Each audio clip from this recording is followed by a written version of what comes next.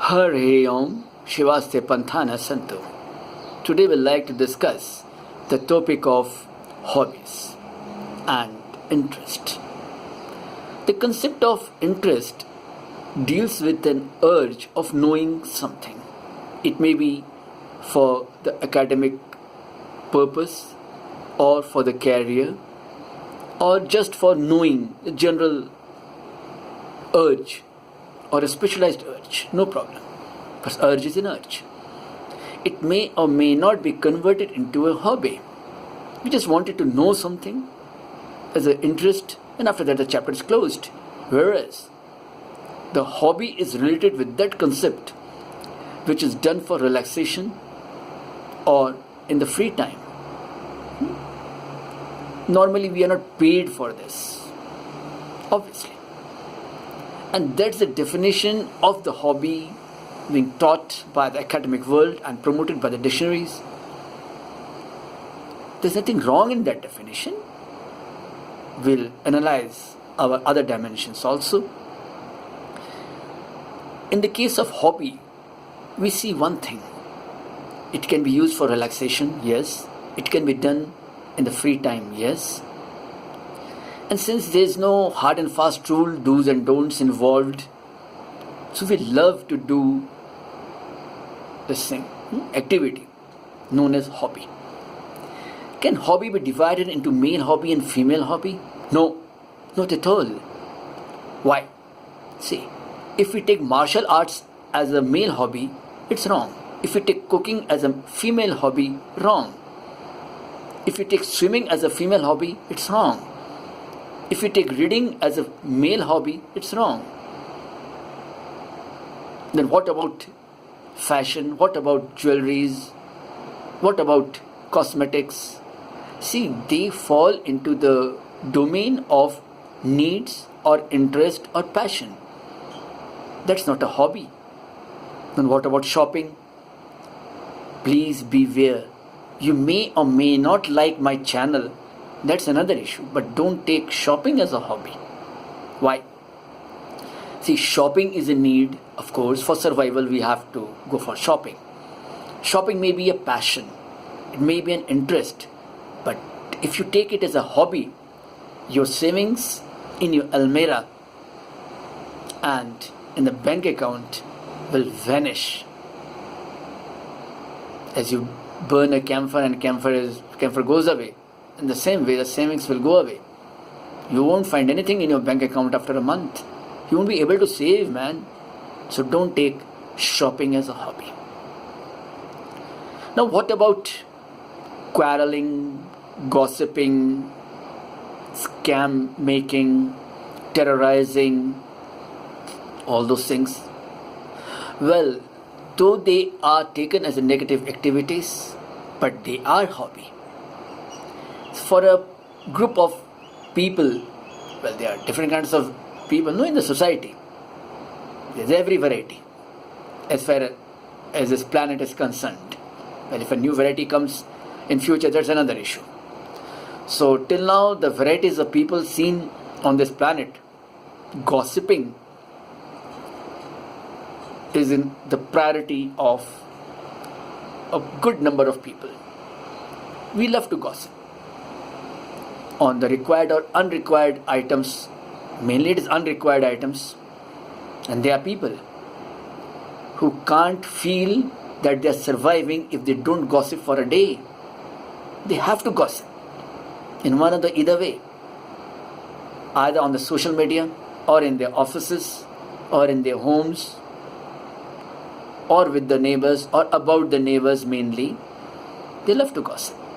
And quarreling, cheating, manipulating, well, that is also a hobby. But this discussion is not meant for that variety of hobby.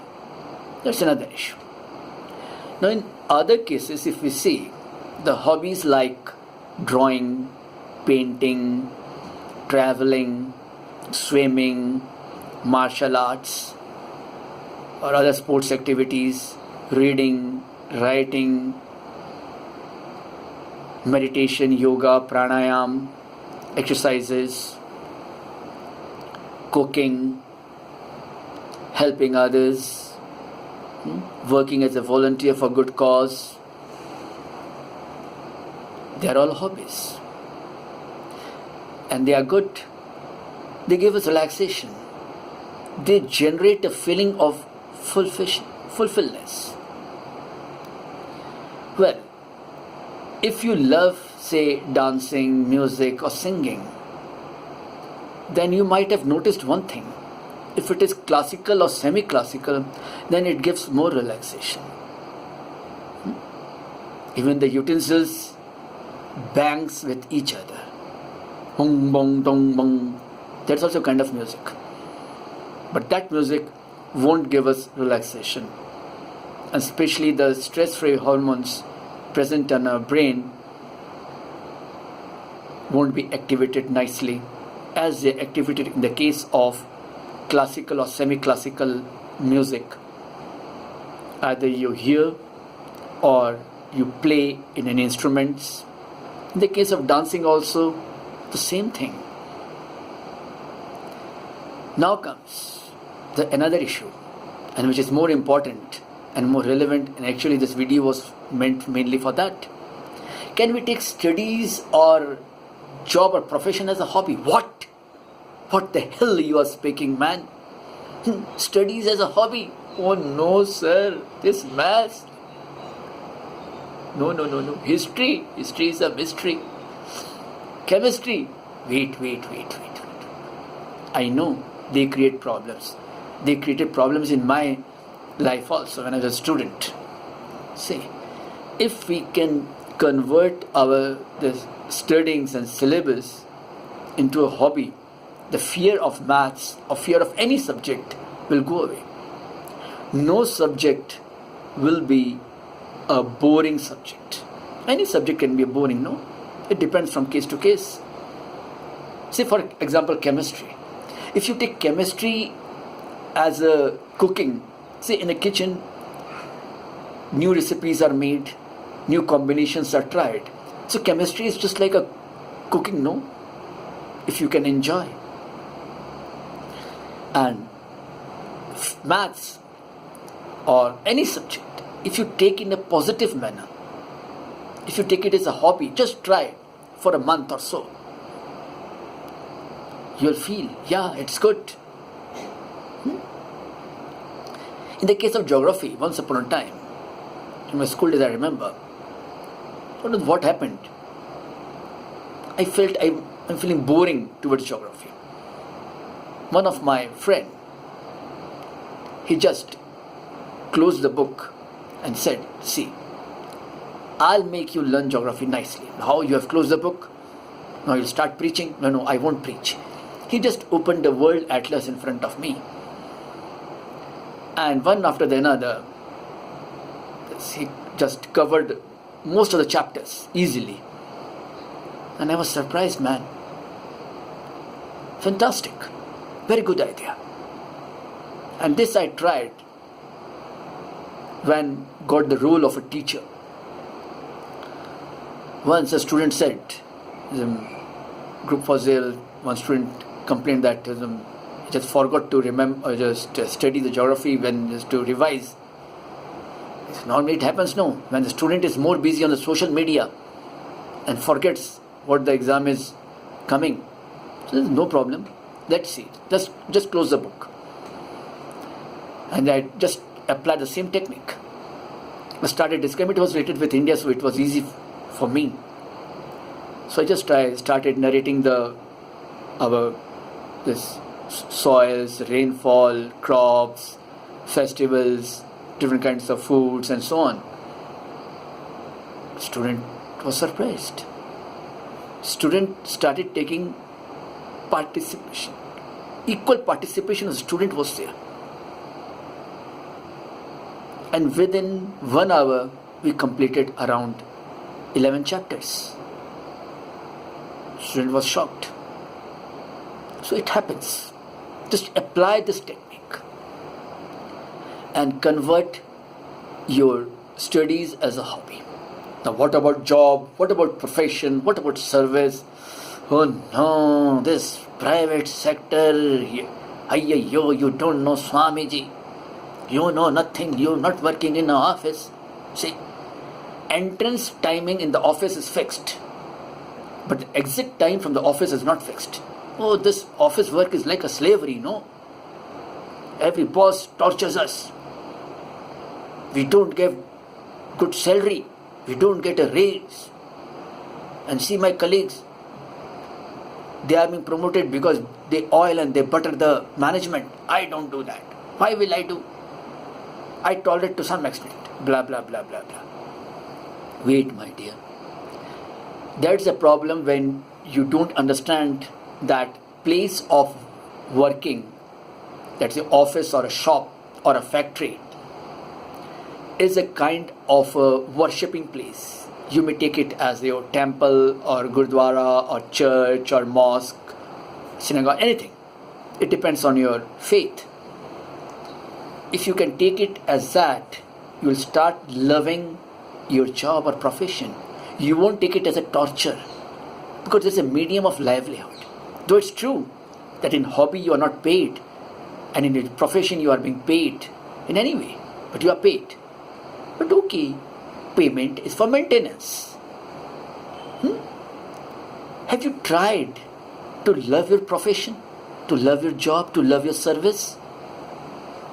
See, complaints will be there in one or the either way.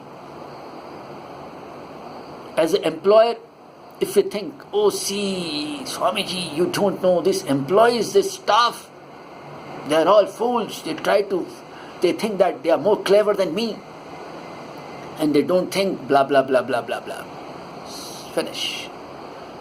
This kind of complaint is present normally in every boss. Some of them they express, some of they just start boiling inside, and some of them keep stored in the head and settle their scores when the time comes. It's wrong. If as an employer you can take your profession as a hobby, you will see a change in your business style, in your management style. The relation between employer and employee will become more useful. I've seen that kind of employer in Calcutta. He came from a poor family, and by little bit of luck and more hard labor, he developed a business. But he was a kind of a short-tempered guy. He used to blast his employees very badly, and most of the employees used to cry. Yes, they even used to cry. They were unable to leave the job because the salary was nice, but they used to cry. See, my boss is just scolding me so badly. But see, after scolding, what did the boss used to do? Within one day, that employee used to get a gift or a good lunch. So the employee used to become happy. It means that the problem with the employer was that he could not tolerate the inefficiency of his staff. He was not an enemy of his staff. And slowly, when employees followed this nature of the employer, they were happy. Because they used to get gifts and good lunch after every scolding. But that doesn't mean that they'll just try to play this trick every time. No. But they were happy. The new employee came, and she was in charge of one center.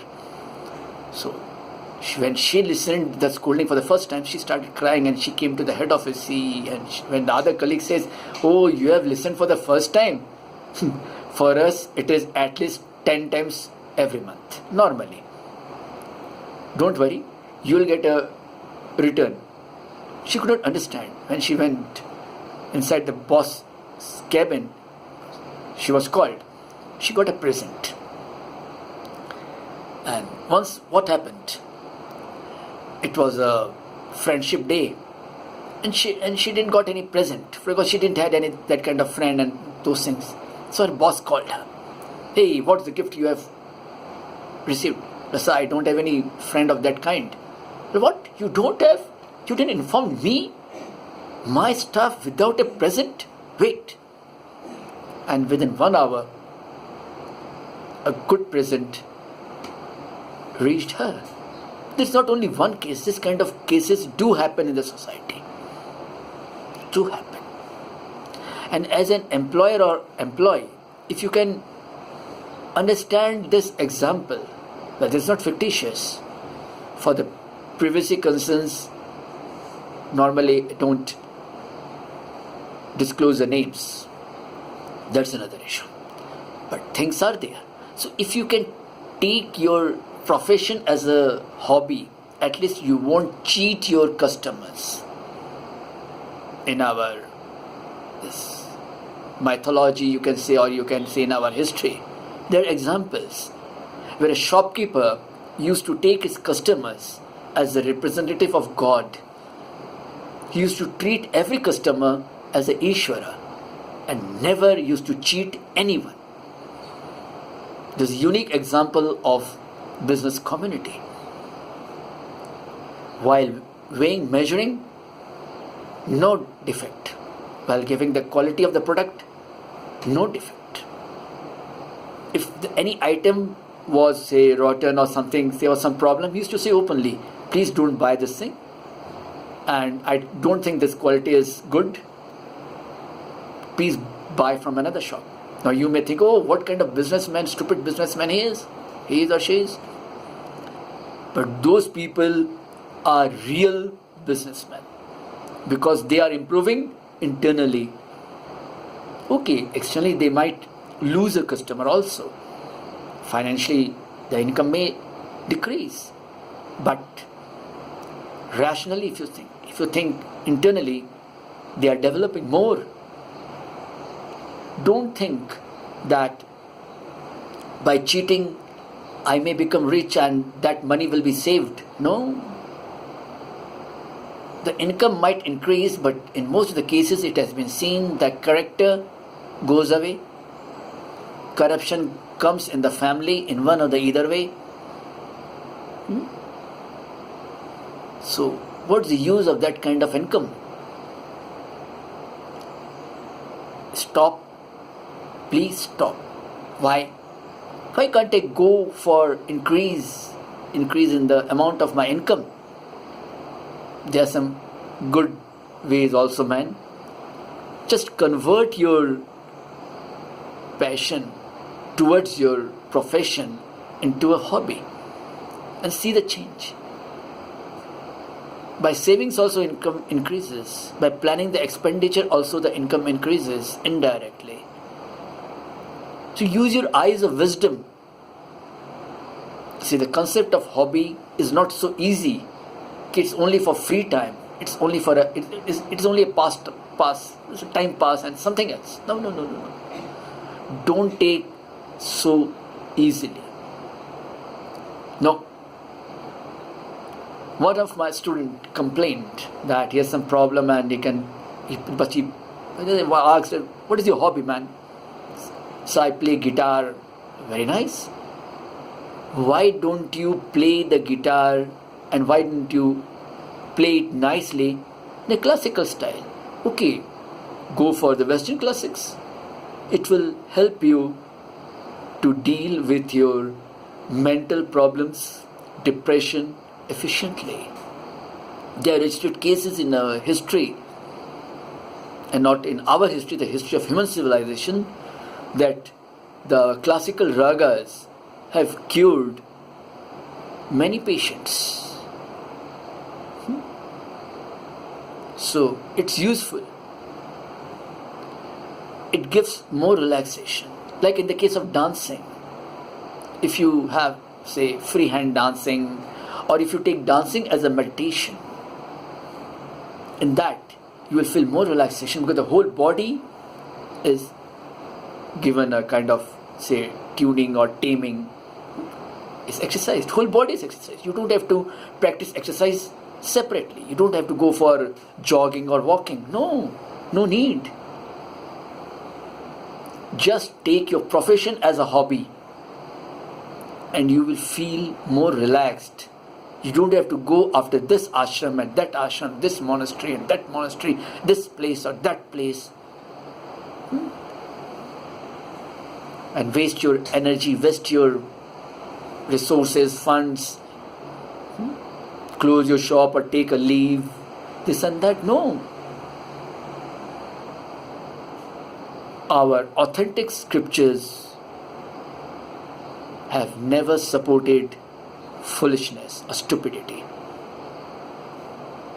Well, if you have gone through the videos like how to control your senses in English, और अच्छा बनना है in Hindi, and this Upanishadon ka Nitya Prayog, that is also in Hindi, you will find the ways of converting the passion of hobby in a broader way, understanding the hobby in a proper way. You don't have to do meditation separately. Because meditation is not a technique. Meditation is a way of life. How? See, everyone does a particular kind of work with full determination, dedication and devotion. What does the meditation teach? The same thing. Well, when I was in Himachal Pradesh for some tourism, I met with a couple from New Delhi, and both of them have done various courses of meditation. They said that, oh Swamiji, for month or two, the thing remains quite good, but after that, the same, halabu. See. Then I asked them about the activities. Both of them have experience of driving, and okay, if you drive a car, do you pay attention towards anything else? What the Swamiji you are talking about? Do you have an accident? Let's see. That's the thing required. When you drive your vehicle, you are full attentive towards your driving. Though there will be hundreds and hundreds of responsibilities on your shoulders, but your mind doesn't run. It is on that.